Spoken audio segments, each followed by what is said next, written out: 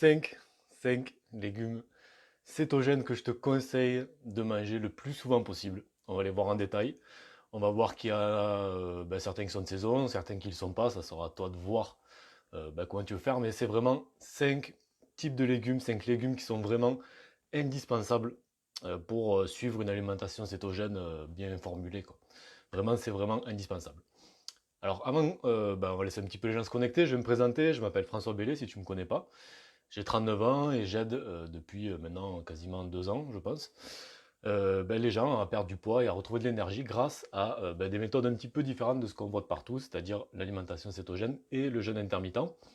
Donc si tu me découvres et que tu veux voir un petit peu ce que je te propose, je t'invite à regarder juste en dessus ou juste en dessous. Si tu es sur YouTube, par exemple, si tu regardes la vidéo en replay sur YouTube, tu regardes juste en dessous, tu as le lien vers le kit de démarrage cétogène. Dedans, j'ai mis une formation qui s'appelle Comment bien débuter l'alimentation cétogène. Voilà, c'est l'idéal pour avoir les bases. Tu auras le guide du jeûne intermittent aussi, ça te permettra également d'avoir les bases sur ça. Et je t'ai prévu 7 jours de menu cétogène, quelques menus, un petit journal alimentaire sur 7 jours pour que tu aies 7 jours de menu pour te lancer dans l'alimentation cétogène et voir un petit peu à quoi ça ressemble et en quoi c'est une bonne chose et c'est très sain. Donc je t'invite à faire ça et bien sûr à partager ce live si tu viens de me rejoindre, si tu penses que ça peut aider des gens. N'hésite pas à le partager dans des groupes, de le partager sur ton profil perso aussi. Et si tu me regardes sur YouTube, bien sûr, pense à t'abonner. C'est juste en dessous, comme ça tu as accès à toutes mes vidéos, etc. etc. Donc ça commence à se connecter, c'est cool. Donc encore en confinement ce jeudi, j'espère que pour vous ça va. Moi ça va, je vous avoue que ça commence à être un petit peu long. Franchement, on sait qu'on en a encore pour un mois, au moins. Voilà, je pense qu'on fait tous un petit peu ce qu'on peut. Donc j'espère que ces lives, ça vous aidera un petit peu. Voilà, si ça peut vous... si vous pouvez prendre quelques astuces dedans, c'est cool. Si ça peut vous divertir un petit peu, vous faire passer un petit peu le temps aussi, c'est cool. Donc salut Myriam, je sais plus, bonjour Nathalie, bonjour Tatou. Enfin, bonjour tout le monde, quoi. Donc on va voir aujourd'hui 5 plus 1. Alors j'ai fait un 5 plus 1 légumes que tu peux consommer quand tu veux en alimentation cétogène. Alors une chose qu'il faut savoir, c'est que les légumes, c'est vraiment un des piliers, ok, de ton alimentation cétogène, c'est ultra important. Il faut que tu en manges au moins un repas par jour, quoi. Environ la moitié de ton assiette, entre un tiers et la moitié de ton assiette. Pas forcément 2 repas par jour, même si je te le conseille, mais au minimum, il faut que tu en manges à un de tes 2 repas par jour si tu en fais deux. Si tu en fais trois, bon voilà, au moins un repas par jour. Parce que, enfin voilà, tu peux pas t'en priver une journée complète, c'est pas possible, c'est trop important pour tout ce que ça apporte en termes de fibres, en termes de vitamines et en termes de minéraux notamment, c'est surtout ça qui est très important. Et enfin, après, la règle générale qu'on donne tout le temps en alimentation cétogène, c'est qu'on privilégie les légumes qui poussent à l'extérieur de la terre, donc les légumes plutôt verts, qui sont toujours beaucoup moins sucrés que ceux qui poussent sous la terre, qui sont, je sais pas, enfin, il y en a un temps, on en verra à la fin d'ailleurs, ceux que je vous conseille le moins. Mais bon, vous verrez. Généralement, si ça pousse sous terre, vous savez que c'est plus sucré que si ça pousse hors de la terre. Donc généralement, les légumes verts sont à privilégier. D'accord? Vous pouvez poser aussi vos questions en commentaire, j'y répondrai à la fin du direct, que ce soit par rapport à ce qu'on voit aujourd'hui ou d'autres choses par rapport à votre alimentation cétogène ou votre jeûne intermittent. Il y a aucun souci. J'avais déjà fait une vidéo il n'y a pas très longtemps sur 5 légumes que tu peux, 5 fruits pardon, que tu peux consommer tous les jours en alimentation cétogène. Je te mettrai le lien si tu me regardes sur YouTube, juste en dessus là dans le coin de la vidéo, pour que tu ailles voir si tu la connais pas, parce qu'on pense qu'on ne peut pas consommer du tout de fruits en alimentation cétogène, et dans cette vidéo tu verras que c'est pas vrai du tout. Les tomates, me demande Nathalie, on va en parler de tout ça, je répondrai à la fin, d'accord? Alors les 5 légumes que je conseille le plus, le premier, alors c'est pas de celui que je préfère, celui que je préfère le moins, hein. Il n'y a pas il n'y a pas de hiérarchie, d'accord? Je vous donne les 5 que moi je consomme de toute façon le plus souvent. Salut Bénédicte. Il y en a d'autres, on va voir les plus importants pour moi et vous expliquer pourquoi je pense qu'ils sont importants. Donc le premier, c'est les épinards, d'accord? Les épinards, c'est 1 g de glucides pour 100 grammes d'épinards. Donc voilà, c'est clairement ce qu'on recherche, notamment chez les légumes verts, hein, c'est vraiment leur très faible taux en glucides. Donc je veux dire, tu peux quand même en manger une belle assiette sans mettre en péril tes macros. Au contraire, enfin, la majorité de tes glucides, en fait, doivent venir de ça, quoi. D'accord? C'est important. La priorité, quoi. D'accord? Si tu dois manger tes 20 grammes de glucides par jour, il y a une grande partie qui doit venir de tes légumes. C'est important, ça ne doit pas venir d'une autre source. D'accord? Donc pourquoi les épinards? Déjà, indice de satiété important. D'accord? Ça, c'est quand même une très bonne nouvelle. Voilà, hein, ça permet d'avoir un appétit, enfin, de réguler l'appétit encore plus vite. D'accord? On a moins faim, voilà, enfin, on a moins faim plus vite. C'est une bonne source d'antioxydants. Donc, les antioxydants, pour faire un petit point, qu'est-ce que c'est? Quand votre corps, votre organisme, vos cellules produisent de l'énergie, il se passe un phénomène qui crée ce qu'on appelle des radicaux libres. Les radicaux libres, ce sont en fait des molécules qui ont perdu un électron, je crois que c'est ça un électron, alors, je ne suis pas spécialiste en ça, mais je pense que c'est ça, et qui sont devenues instables et qui vont en fait aller essayer absolument de récupérer cet électron qu'ils ont perdu, et qui vont du coup entraîner des oxydations, d'accord, à l'intérieur de tes cellules, etc. Le problème, c'est que ça a un effet vieillissant, pardon. Donc c'est pour ça que vous voyez très souvent, il faut manger des aliments riches en antioxydants. Pourquoi?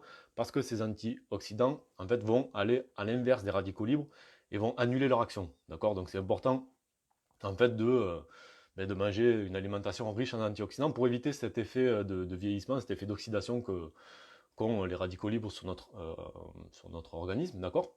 Donc c'est vraiment un truc, genre les antioxydants, c'est vendu comme ça dans un tas de pubs, c'est un truc vraiment anti-âge et c'est vrai quoi.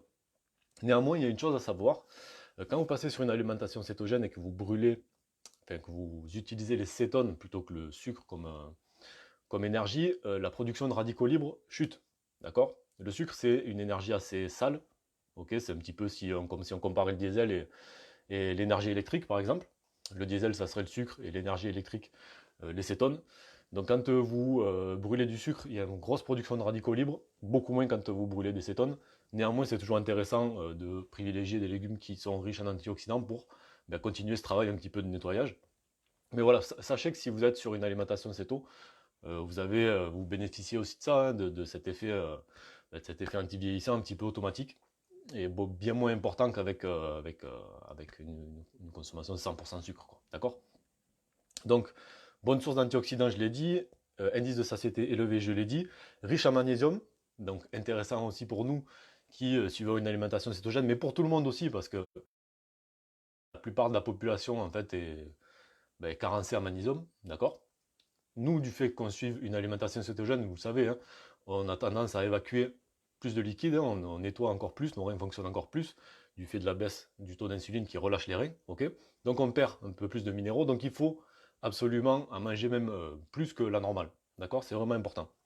Et clairement, les épinards, c'est très riche en magnésium, donc ça va vous aider à lutter contre la kétoflou, la grippe cétogène si vous débutez, et à garder vos niveaux de magnésium hauts si vous êtes tout simplement en alimentation cétogène depuis un certain temps. Et enfin, dernier effet, on va voir que tous ces effets-là, on les retrouve dans les autres légumes, hein, j'y passerai beaucoup plus rapidement dessus. Mais le dernier effet, c'est un effet anti-inflammatoire, bien sûr, comme la plupart des légumes verts de toute façon. J'ai fait une vidéo aussi sur 5 aliments cétogènes anti-inflammatoires. Pareil, si tu es sur YouTube, je te mets une petite fiche dans le coin. Alors, je sais plus si c'est de ce côté ou de ce côté. Je n'ai pas trop l'habitude encore, donc je pense que ça doit être de ce côté-là. Donc je te mettrai le lien. Ça aussi, c'est important de se concentrer sur des légumes, sur des aliments de manière générale, de toute façon, qui sont anti-inflammatoires. Si tu veux en savoir plus sur le sujet, tu vas voir la vidéo. Donc ça, c'était pour les épinards. Moi, je te conseille d'en consommer quasiment tous les jours, quoi. Tu peux en mettre dans ta salade. Tu peux même te faire des salades complètes d'épinards. Tu peux faire des omelettes à l'épinard. Enfin, il y a un tas de trucs, vraiment. Moi, je l'adore cru. Il y en a qui le préfèrent cuit, mais après, ça dépend des gens. Donc, deuxième légume que je te conseille de consommer, en plus, là, on arrive en plein dedans, c'est les asperges. Les asperges, c'est 2 grammes de glucides pour 100 grammes. D'accord? En plus, c'est super bon.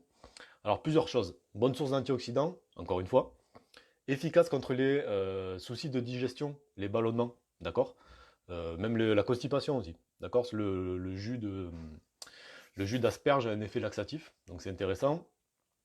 Contiennent des prébiotiques aussi, j'ai noté, ça je savais pas. Donc c'est vraiment un truc. Voilà, je te parlais de ballonnement juste avant, ça va t'aider à réduire ça. Si tu as des petits soucis de ballonnement, les asperges c'est très efficace pour ça. Et enfin, ça contient, alors c'est comment dire, c'est un effet un petit peu détoxifiant de l'asperge. Et d'ailleurs, c'est de ça que ça tient son nom, c'est l'asparagine, d'accord? Qui est en fait tout simplement une molécule qui va aider à nettoyer tes reins. D'accord? Donc si voilà, c'est toujours intéressant d'avoir ce genre d'effet un petit peu de détox dans les aliments qu'on mange pour évacuer toutes les toxines qu'on accumule, notamment si tu es dans une période de perte de poids. Tu le sais, tu as les diverses toxines qui nous agressent tous les jours, que ce soit la pollution, que ce soit les différentes crèmes que tu vas te mettre sur la peau, les parfums, etc. Ton corps en stocke une bonne partie dans tes cellules adipeuses, d'accord? Donc le jour où tu perds du poids, que ces cellules adipeuses libèrent leur contenu, forcément ces toxines arrivent dans ton sang et il faut les évacuer. Donc concrètement, voilà, bon, bien s'hydrater bien sûr, mais voilà, manger des asperges, ça va permettre aussi l'évacuation beaucoup plus efficace de ce genre de choses. D'accord? Et ça, c'est vraiment au quotidien, quoi. D'accord?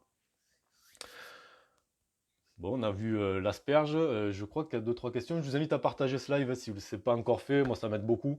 Ça m'aide un petit peu à me faire connaître, etc. Donc, si, voilà, si ça vous plaît ce que je vous partage, n'hésitez surtout pas à mettre un petit, voilà, à le partager sur différents groupes ou dans vos réseaux sociaux, pardon. Les jus de légumes, j'en parlerai à la fin, ouais, pas de problème. Bon, il n'y a pas trop de questions. N'hésitez pas, si vous avez des questions, j'y répondrai à la fin. Troisième, troisième légume, pareil, moi j'en mange très très très longtemps. Merci Elsa, c'est gentil.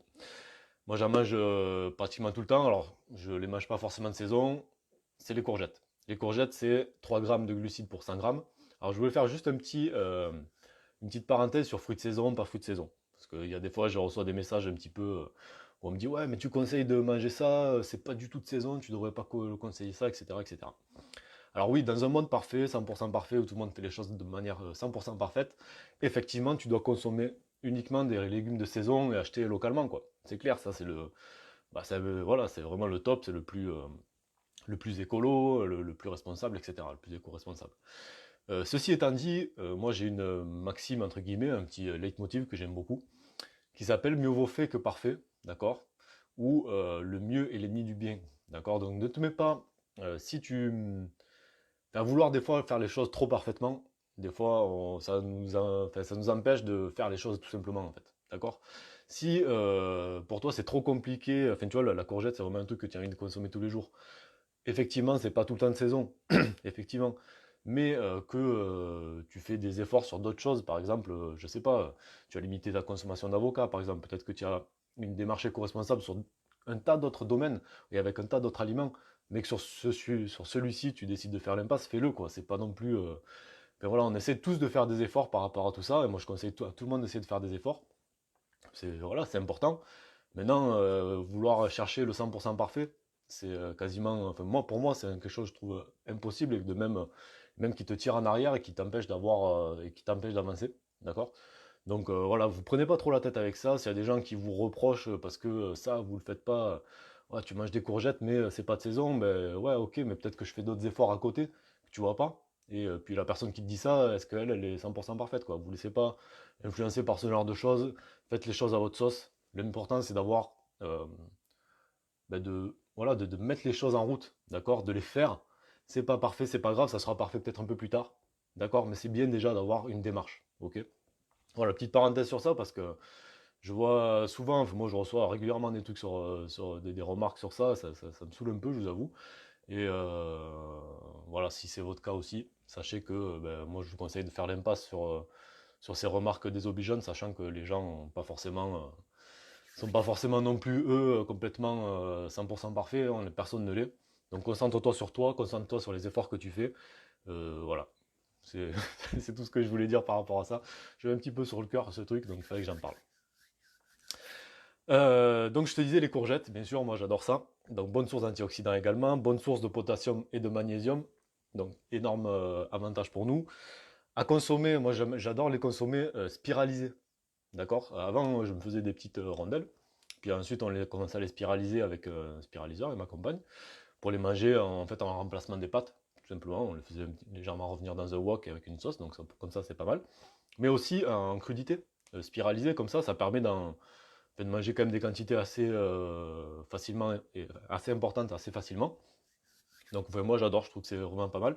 Et tu peux même, comme je te disais, les faire revenir et les manger à la carbonara ou les manger à la bolognaise, ce genre de choses. Donc ça c'est top. Euh, pour l'effet, comment dire, pour la charge en eau, pardon, des fois je me perds un petit peu dans mes pensées, pardon.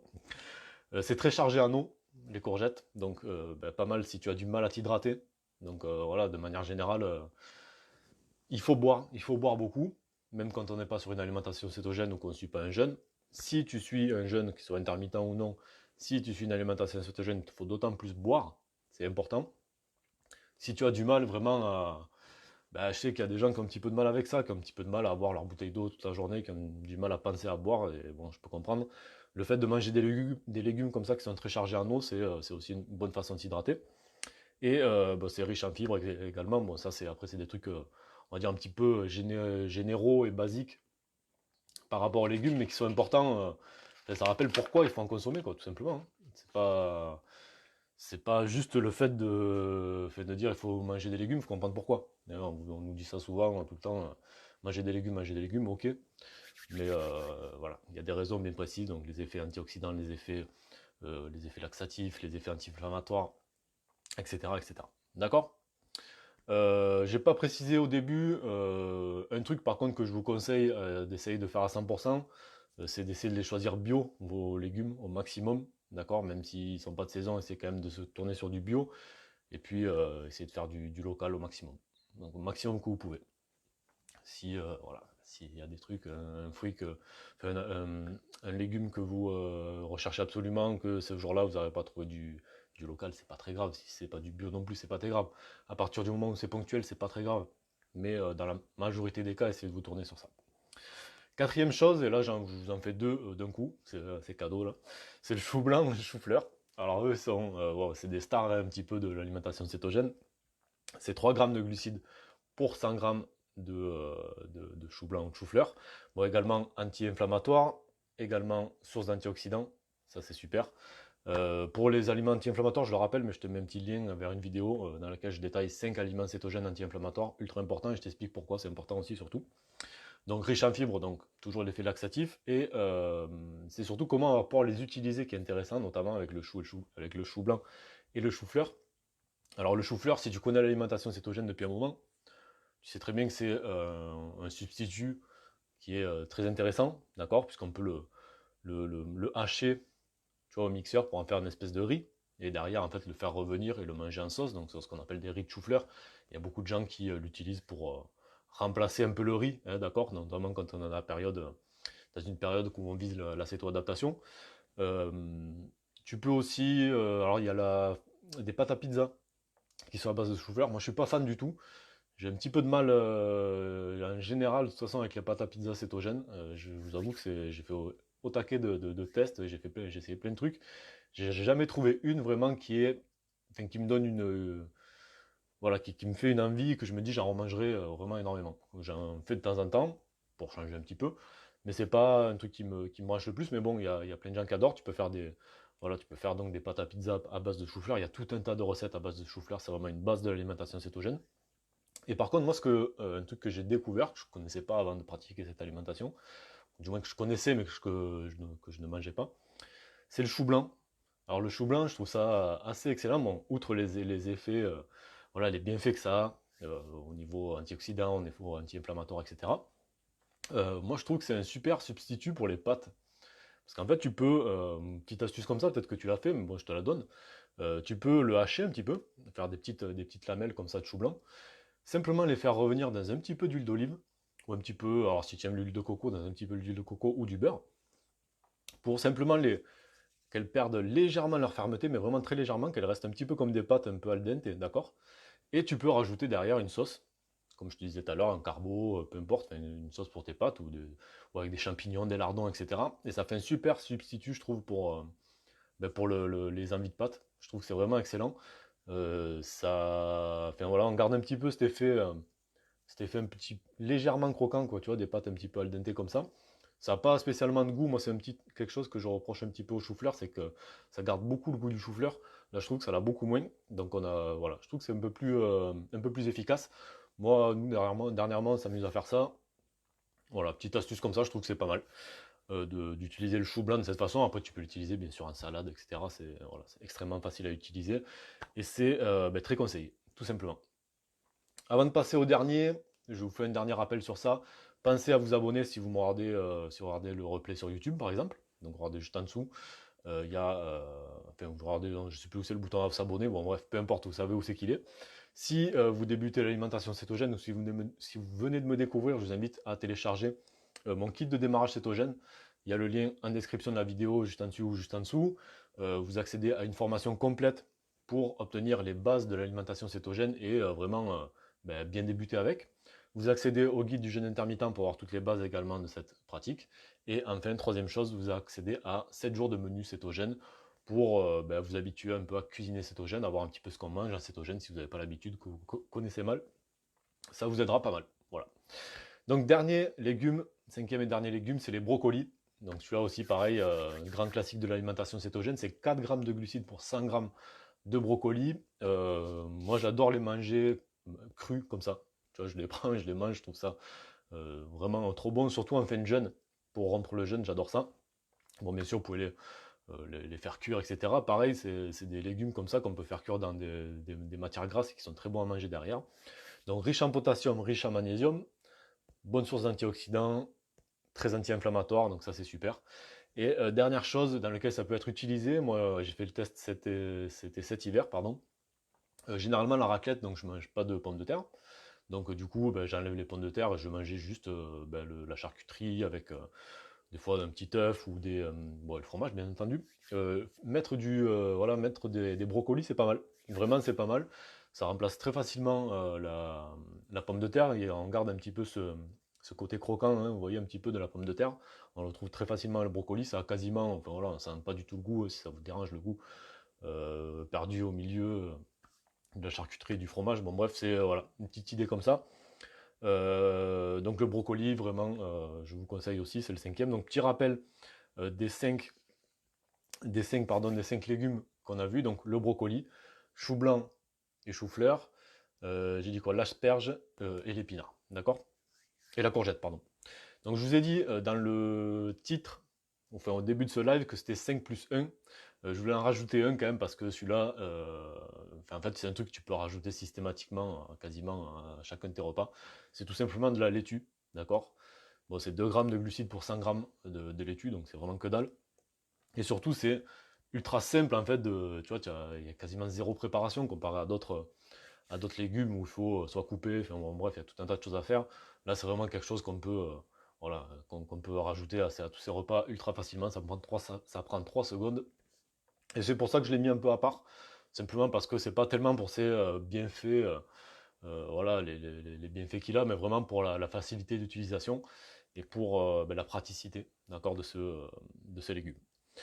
Avant de passer aux questions, alors j'ai pas vu s'il y en avait beaucoup, ça risque d'être rapide. Les pires légumes pour moi à consommer, bon, je pense que vous les connaissez, mais concrètement, c'est la patate douce, la pomme de terre, la betterave, pardon, la carotte et le panais. Ok, cela, je pense que c'est les plus riches en sucre, mais de manière générale, il y en a d'autres, de manière générale, retenez que si le légume a poussé sous terre, il va être beaucoup plus chargé, mais beaucoup plus chargé en sucre qu'un légume qui a poussé hors de terre. D'accord? Bon, beaucoup d'infos encore. J'espère que, voilà, comme je vous l'ai dit à chaque fois, ne serait-ce que si vous picorez une ou deux idées par-ci par-là, moi, mon taf, il est fait et je suis super content. Alors, je vais voir s'il y avait deux, trois questions qui traînaient. Alors, je sais plus. Ah oui, Nathalie qui me demandait les tomates. Alors, les tomates, c'est pas si sucré que ça. On doit être à 3 ou 4 grammes de sucre, je pense, pour 100 grammes. Je te dis ça de mémoire. Effectivement, tu vas pas, parce qu'on monte vite en poids, tu vas pas manger tous les jours 500 grammes de tomates, bien sûr, hein. Mais franchement, de temps en temps, surtout là, avec les beaux jours qui arrivent, l'été qui arrive, se faire une salade de tomates avec un petit peu de mozza et une bonne rasade d'huile d'olive avec un petit peu de persil, bah, c'est juste magique. Donc moi, j'interdis pas du tout les tomates en alimentation cétogène, vraiment pas. Garde simplement en tête que, bon, voilà, c'est légèrement plus sucré que ce qu'on a vu, hein, d'accord? C'est pas ouf, quoi, mais c'est légèrement. Mais tu peux tout à fait en consommer sans problème. Et de toute façon, là, la saison arrive, elles sont juste excellentes, quoi. Elsa qui me dit à fond les jus de légumes verts. Alors, Pourquoi pas, attention quand même, tu perds. Alors moi, plusieurs choses. Alors pourquoi pas les légumes verts, hein, ça peut être tout à fait céto, il n'y a pas de souci. Attention à plusieurs choses, c'est que tu perds quand même notamment les fibres, d'accord? Et c'est très vite fait d'en consommer des grandes quantités, d'accord, pour avoir du jus. Donc même si, enfin voilà, il faut quand même voir quoi. Tu vois, c'est comme un jus de fruits, hein. Un jus de fruits, tu te fais un jus d'orange, tu passes, je sais plus, peut-être deux ou trois petites oranges pour faire un jus comme ça. C'est comme si tu avais eu l'équivalent du sucre de trois oranges. Alors là, on est sur des légumes, c'est beaucoup moins sucré, hein, bien sûr, hein. Voilà, toute proportion gardée. Néanmoins, quand même, cette petite chose à savoir et à garder en tête, tout simplement. Après, tu peux te faire tu vois, des petits smoothies de légumes verts avec de la crème de coco, par exemple. Enfin, voilà, il y a des amandes, tout comme ça, c'est vraiment, oui, oui, c'est vraiment pas mal. Toujours faire un petit peu attention aux quantités, surtout. Nathalie qui me dit épinards frais et les surgelés. Ben, comme on a dit tout à l'heure, effectivement, si tu peux éviter de prendre du surgelé, évite de prendre du surgelé. Tu vois, c'est l'évidence même, d'accord? Maintenant, la vie est ce qu'elle est. On a des contraintes, on a tout un tas de choses qui font que des fois on ne peut pas tout le temps aller au marché, on ne peut pas tout le temps aller voir notre primeur pour avoir les produits frais, voilà, le maximum. Des fois, il y a des concessions à faire. Si tu estimes que cette concession, c'est de passer de temps en temps sur surgelé, fais-le, il n'y a aucun souci. Tu sais que tu auras beaucoup moins de bienfaits, c'est sûr, avec du surgelé qu'avec du frais, c'est l'évidence. Néanmoins, moi, c'est de toute façon ce que j'enseigne, fais au mieux de ce que tu peux faire. Et si de temps en temps, ça doit être ça, passer sur du surgelé, ben, passe-y, il n'y a aucun souci. Elsa qui me dit, comme tu le dis, on fait au mieux chaque jour, on apprend, on avance. Ben voilà, ben, je crois que tu as carrément résumé le truc quoi, hein, complètement. Je sais plus s'il y avait d'autres questions. Marie qui me dit, François, votre livre est-il en vente? Ah oui, je vais peut-être un petit peu en reparler. Donc je suis en train d'écrire mon livre sur le jeûne intermittent. Alors il n'est pas encore en vente du tout, hein, c'est très long d'écrire un livre. Voilà, enfin, j'essaie de faire un truc qui soit quand même pas mal, pas un truc vite fait. Essayer de vous proposer quand même quelque chose de pas mal. Je sais pas quand est-ce qu'il sortira pour l'instant. Je pense, j'espère avant la fin de l'année. C'est vraiment pas sûr. Au pire 2021, ça c'est sûr et certain. Mais ouais, ouais, j'ai bosse dessus dès que j'ai un peu de temps. Ça prend beaucoup de temps. Mais voilà, c'est pas encore prévu qu'il sorte tout de suite, hein. Mais je vous avertirai, il n'y a pas de souci. Je prévoirai des trucs exprès et tout. Myriam qui me dit les champignons en conserve. Oui, oui, pas de souci. Les champignons, c'est essentiellement des fibres, les champignons. Donc, t'as pas trop de soucis à te faire avec ça. Bon, je pense qu'on a fait le tour. Merci beaucoup. Je vous invite, ben, avant de partir, si vous ne l'avez toujours pas partagé, je vous invite à partager ce live. Je vous invite à regarder dans la description mes différents liens vers mon kit de démarrage cétogène. Il y a tout un tas de liens dessous vers mes autres réseaux sociaux, pardon. Je vous souhaite ben, une bonne fin de journée, un bon confinement. On a encore 4 semaines à tirer en espérant que ça n'aille pas plus loin, que les choses se règlent. Vraiment, je pense que ça fera du bien à tout le monde. Et ben, je vous souhaite un excellent appétit pour ceux qui vont manger, une excellente fin de journée pour les autres. Au revoir.